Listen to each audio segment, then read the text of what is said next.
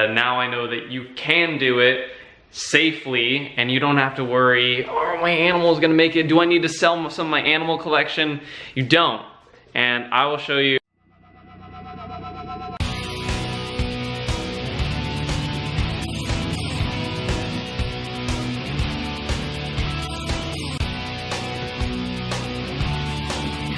Oh, you almost got it.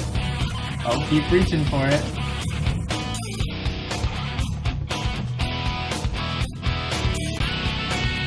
Lose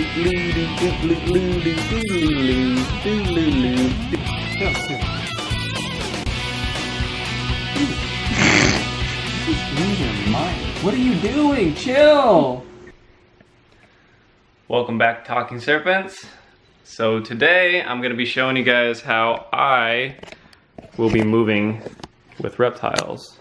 I've always been kind of concerned with this, so I've been thinking about this for months on end.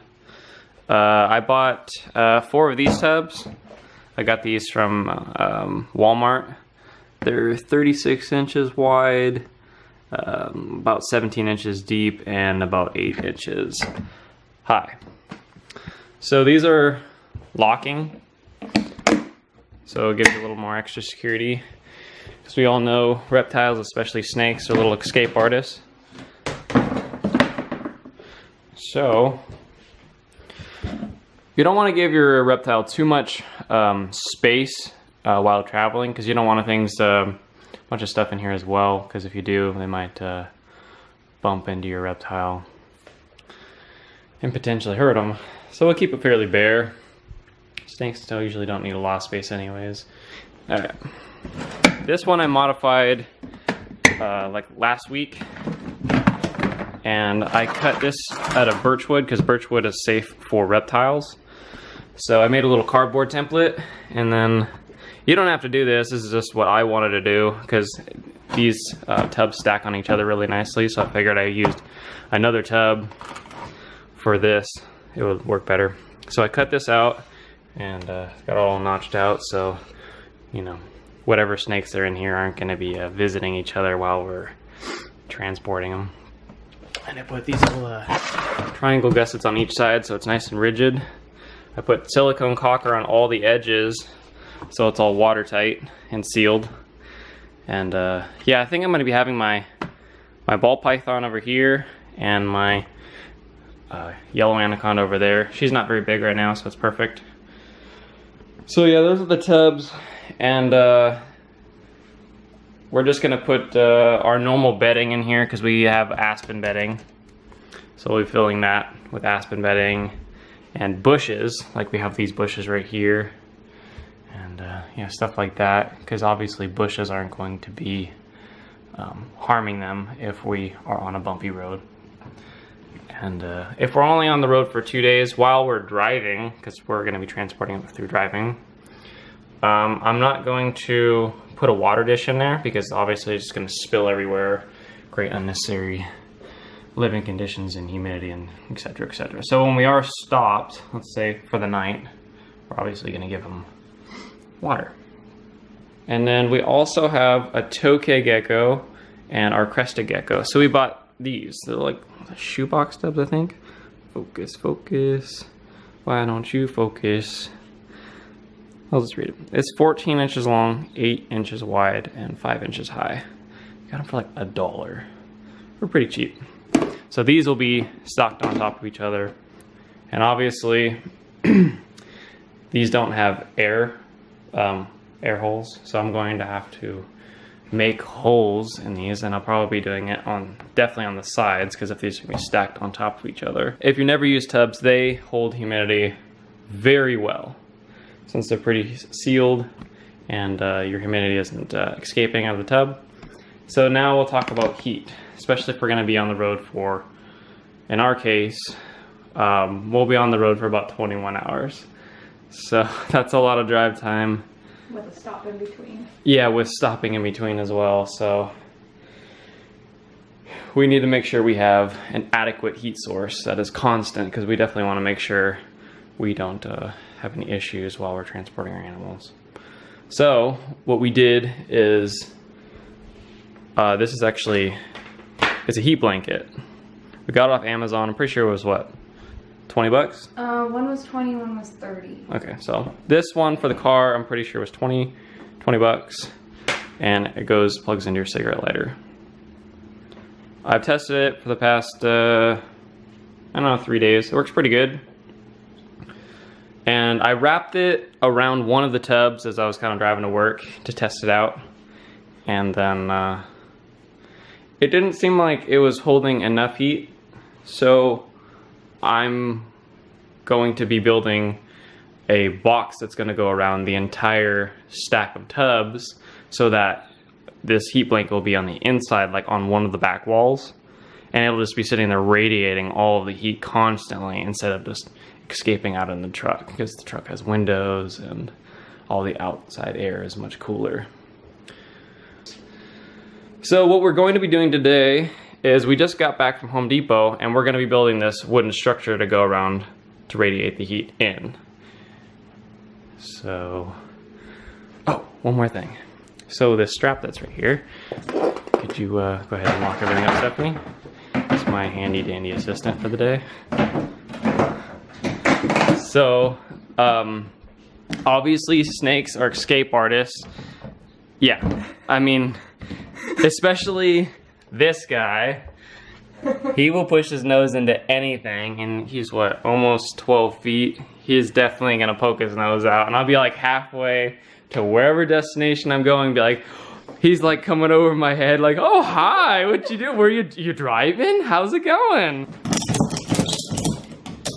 Alright, so do one more for extra measure. It's not very tight, not too bad. So the whole thing is now one piece, and no snakes are gonna escape.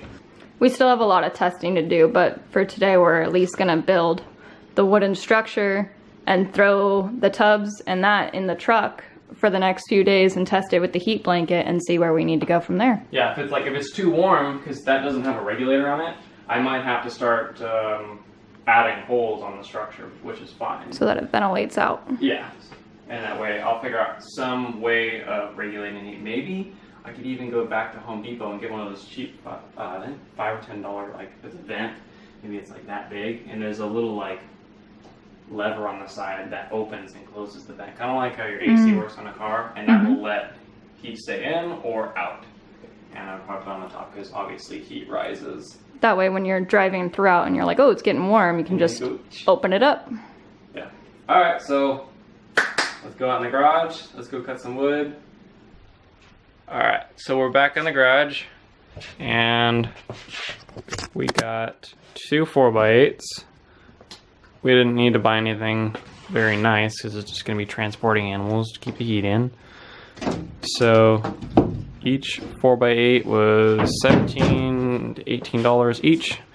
Not too bad. And we went 3/8, pretty light. And we got a pair of hinges. Doesn't give anything too special. Those are like $2.50.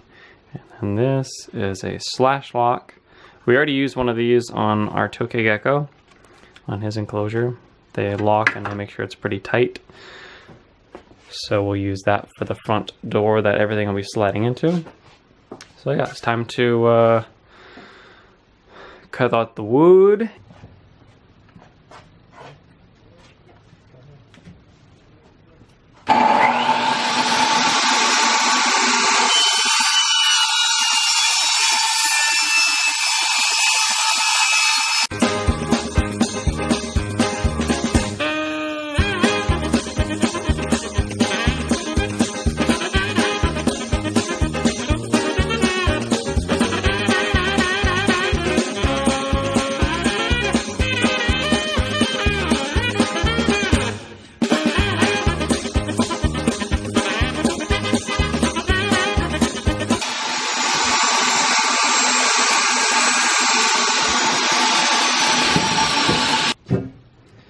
Alright, so just got done cutting all the wood, as you can see. Now it's time to mark out all the holes and attach everything, and then see if our tubs slide into it real nice. Alright, so we got the structure built. This one's definitely, as I would call, quick and dirty. It's not really gonna have a purpose once I get to my destination. So it would pretty much be trash unless I'm going to be traveling again. So for my case, just made it out of cheap plywood, some wood screws, recessed everything so it doesn't mess up my interior in my vehicle. And then I made everything, I measured the maximum height of the top of the strap, and then I added a 1/2 inch, and then same with the width. I measured the width, the maximum width, and then I added a 1/2 inch. So now everything should slide nicely on inside. That way when I'm traveling, can't jumble around and nothing will get loose. And then the geckos will go up front. All right, so structure's all built. So we got nothing special, just gonna keep the heat in, keep it all together, that's it. I got my hinges on there. Quick and dirty, like I said. I got this little pin, or this, I can't remember what it's called. Doesn't matter. But this will lock it, we'll unlock it. Get out, Stephanie, get out. But it's warm in there. So, just because we have a little extra black paint, I'm gonna paint it all flat black. It's gonna be ready in 3, 2, 1, done. Just like that, all black. Looks much nicer like this.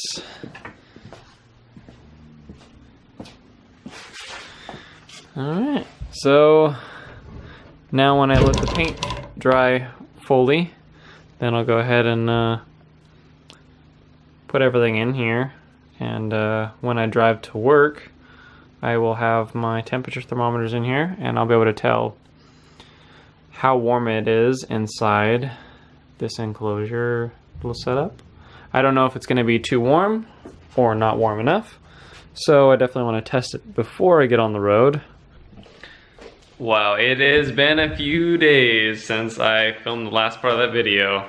I'm actually currently in Texas now. I got way backed up with getting everything else set up. I just didn't have time to actually take the video then. So I'm gonna continue with exactly what I did to transport all my animals safely, because I'm sure that I'm not the only one that's ever thought about it. And now I know that you can do it safely, and you don't have to worry, oh, my animal is gonna make it, do I need to sell some of my animal collection? You don't.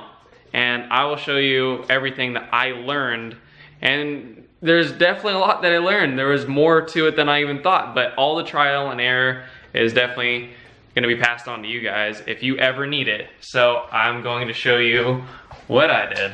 I end up drilling all the holes on the lid since they're all out on the side. And I just put the aspen bedding in there like I did before, and the heat blankets, I tested it, I put it in the enclosure, I went to work, it was not warm enough inside, so what I had to do was I bought an inverter for my truck.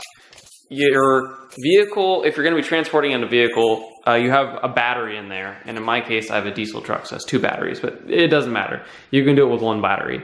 And an inverter converts your 12 volt power supply from your battery to 110 volt AC.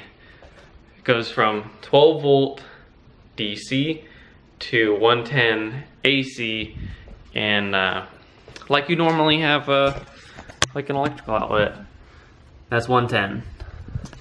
So I will show you what I did. I bought a nice inverter on Amazon. It cost me, I'm pretty sure, like 90 bucks, and then a wiring kit, so it's about like around $100 to do it properly.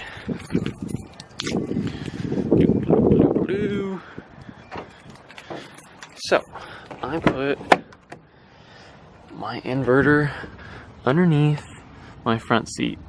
There it is, all put a link in the description. This one is actually overkill because I end up only needing 100 watts maximum for the wattage to power the whole enclosure.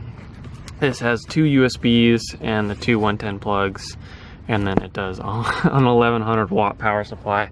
So I have my positive and negative underneath the carpet going, and then it goes, okay, I can't even see it. Nope, okay, there it is. Going under my hood. I'll even pop my hood. Because I wish someone was able to teach me this. There's nothing like this on the internet, so. Alright.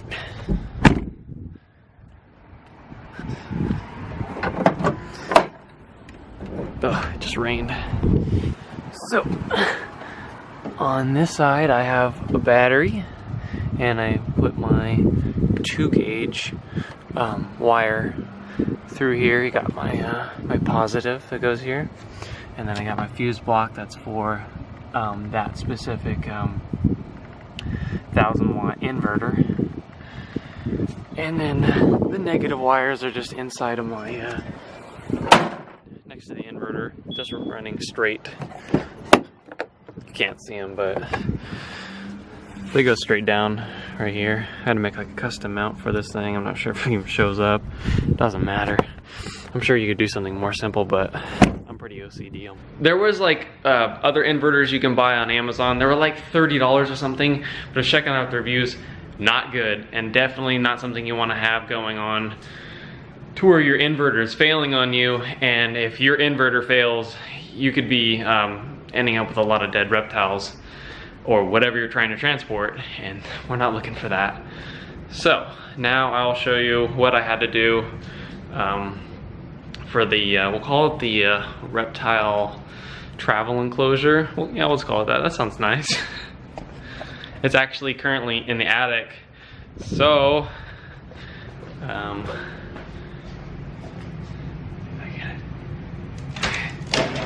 so we'll go down into the attic and I'll show you exactly what I did.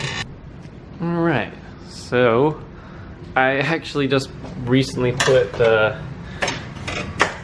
travel enclosure in the attic a couple days ago. So, I'll show you it up here. Move this out of the way. So I added a vent on the side, a nice decent sized vent. I don't need too much. And everything else is, oh, I guess there's some different things for sure. So what I did is I end up, because all my other enclosures I use heat bulbs, and they work good. Like for Slipknot's enclosure, like especially like, this is even much smaller than Slipknot's enclosure. I used a 100 watt basking bulb, and that was more than enough heat for this entire travel enclosure. And then I put a bulb guard on here because obviously if anything decided it was going to move, even though it really shouldn't. Extra security measures so that everything is nice and safe. Don't want to start a fire or melt anything. I got my power. It goes out through the front door, right there. I tested everything outside, so I put like the tubs in here, and I wanted to make sure that that the inside, like let's say I put a thermometer on top because all heat rises, so I put one on top and then I put one underneath the heat bulb because I want to see like the geckos are going to be in this location, so I wanted to see what their heat would be as well as the top. So I put 2 thermometers in there to check it, and it seemed to be even a little cold. So what I did was I went to the auto parts store, and you can get this for, I think it was like $5 or $10, like a nice like roll of like 20 feet. It's 1 inch wide. This adhesive foam that goes around them, and that way when you close the door it seals around the whole edge and no heat will escape out the front. Especially that's where the heat's at. You don't want all your heat sources going out in each direction and you just automatically lose all your heat. So all the heat stays in. And I used a 100 watt heat bulb, like I said, And what I did, because this is my, oh, it's right here, my power outlet. Just a 110, like I said before. And I went to Home Depot, and you get a lamp dimmer switch. I'm pretty sure they're $15, $10-15. I'll show you one of those in just a second. And I had, let's say, this is in my, because I have a crew cab truck. You just saw it. So this is in the back seat. And then my center console is about right here.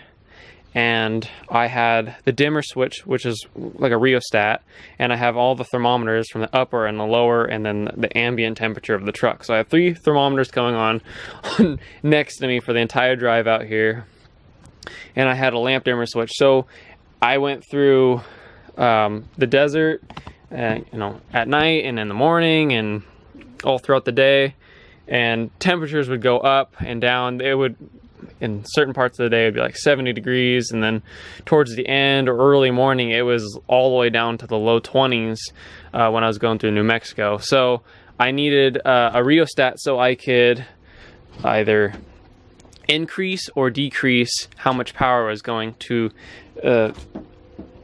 this light bulb, and that worked absolutely perfectly. So now I'll show you the lamp dimmer switch.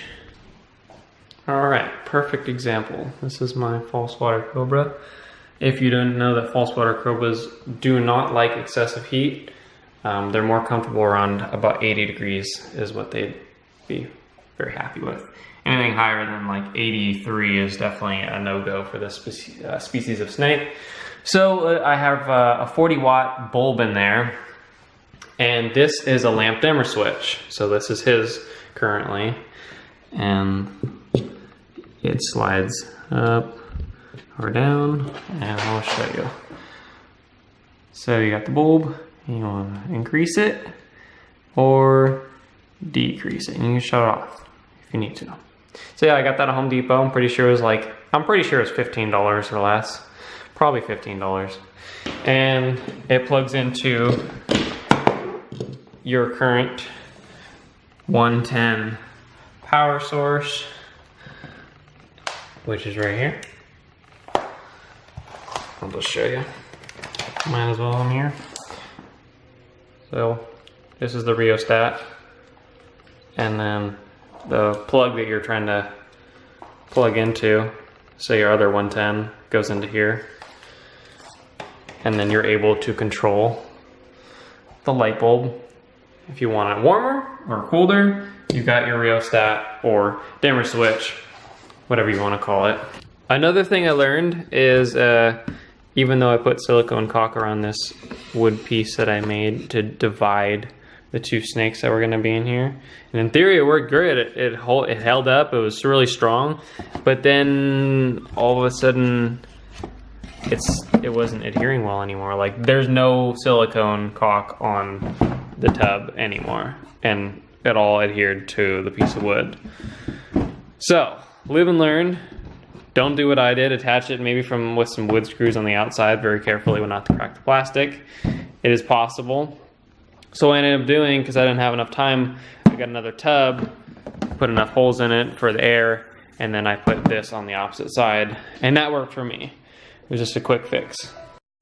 Alright, to show you the full effect of exactly what I did, I have the tubs in there, and these are obviously real snug in there, especially with the strap that goes around them. And then obviously I have my geckos that were in here, and I don't want them jumping, especially if we're on a bumpy road. So I bent this piece of aluminum that has screws that go into the side, so you can take it on and off if you need to. You're gonna put a piece of wood up there. It doesn't matter. I'm sure you could do something way simpler than that, but since I used to work in a metal fabrication shop, it was easy for me to put that across there. That way they can't move around. They can't slide this way. And then you can see that the heat bulb guard and everything clears everything very nicely. It doesn't touch anything. It's got several inches away from each object. And then right here, I'm not sure if you can see that, it's a little hole. I had my temperature thermometer coming in through here, this little crack, and I didn't want it moving around because obviously I wanted it stationary. So where the temperature probe was, there's a little suction cup, so I just screwed the suction cup that's next to the temperature probe that would be underneath the heat source, and that way I knew exactly how warm the geckos were.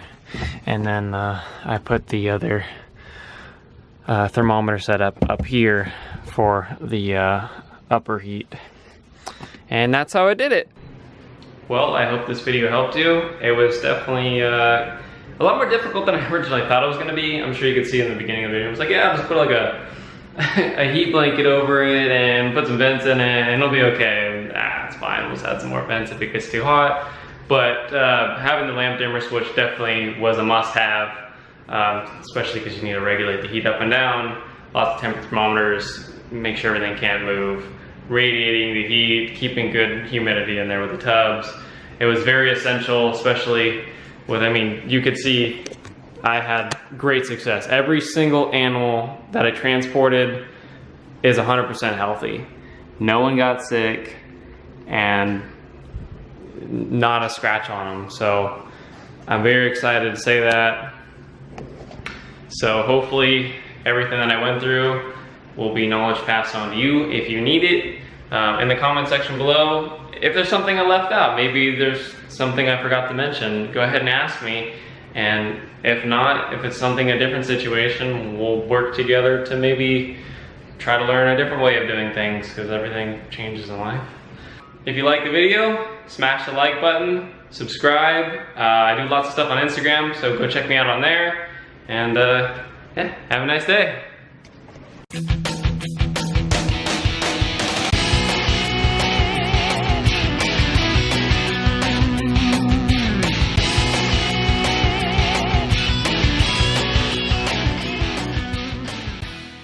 I guess we might as well get the full effect. So plug the get some power in here. What an idiot!